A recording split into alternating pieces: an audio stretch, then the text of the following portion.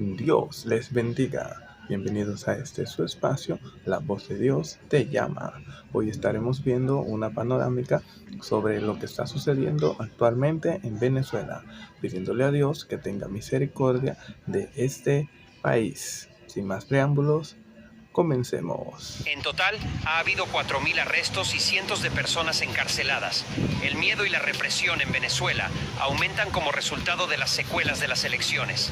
El misterioso secuestro de Edny López pone de relieve cómo el régimen de Maduro persigue cada vez más a las voces de la oposición y viola sus derechos humanos. Desde que el presidente Nicolás Maduro anunció su victoria el 28 de julio, ha habido un mayor esfuerzo para perseguir a los disidentes. Según los informes, más de 2.000 personas han sido detenidas por oponerse a él o impugnar la legitimidad de su victoria, que muchos creen que se ganó con engaño. Reporteros, activistas e incluso familiares de personas que critican abiertamente al gobierno se encuentran entre los detenidos. Un arresto particularmente alarmante fue captado por la cámara, en el que oficiales militares blandiendo palancas sacaron a la activista local María Oropesa de su propia casa.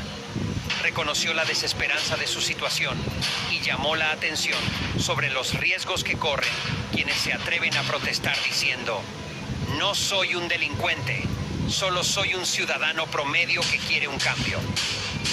El miedo impregna todo el país. No se trata solo de desalentar las protestas. La gente tiene miedo de salir a la calle. Punto. Muchos viven bajo la amenaza constante de detenciones arbitrarias, por temor a que se los lleven por ser etiquetados como presuntos subversivos, dijo Phil Gunson, analista del International Crisis Group. Los padres están particularmente preocupados por sus hijos adolescentes, según el rumor de las redes sociales, ya que les preocupa que sean tratados brutalmente por la seguridad del Estado. Hace unos días, cientos de manifestantes acudieron en masa a la ciudad capital de Caracas, Venezuela, frente al centro de detención de la Zona 7. Sostenían bolsas de plástico llenas de comida que habían traído para los prisioneros que estaban adentro, y se encorvaban sobre las listas de detenidos. En los días posteriores a las polémicas elecciones presidenciales de Venezuela, muchas personas ansiosas por aprender más sobre sus seres queridos tras las reyes compartieron historias sorprendentemente idénticas de hijos, hijas y hermanos detenidos mientras conducían motocicletas, regresaban a casa del trabajo o visitaban la casa de un pariente. Hablaron de arrestos selectivos y generalizados y agregaron que nadie había sido informado de los cargos penales a los que estarían sujetos sus familiares. Organizaciones de derechos humanos afirman que la actual administración venezolana no tiene precedentes en la historia reciente del país, ya que ha iniciado una feroz campaña contra cualquiera que impugne los resultados anunciados de las elecciones, lo que ha provocado una ola de persecución. Un número creciente de personas abandona el país todos los días a medida que aumenta la presión. El cambio es exigido por quienes se oponen a la idea de que una crisis pueda conducir a un éxodo regional de refugiados venezolanos. Tras su declaración de que ganó su reelección en todos los lugares donde fue impugnada, Nicolás Maduro, el hombre fuerte de Venezuela, se está moviendo rápidamente para transformar su gobierno en una dictadura aún más brutal. Esto probablemente resultará en una ola de refugiados, causando estragos en los países vecinos mientras intentan llegar a la frontera de los Estados Unidos.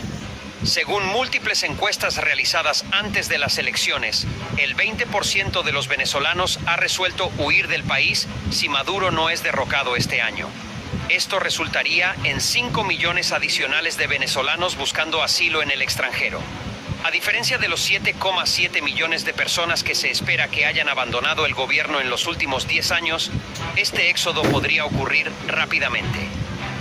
La oposición venezolana, liderada por María Corina Machado, afirma que Edmundo González, ex embajador en Argentina, derrotó sorprendentemente a Maduro en las elecciones, recibiendo casi el 65% de los votos frente al 30% de Maduro.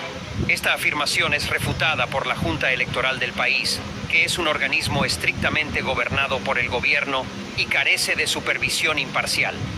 La noche de las elecciones, la Junta declaró que Maduro había ganado con poco más del 51% de los votos.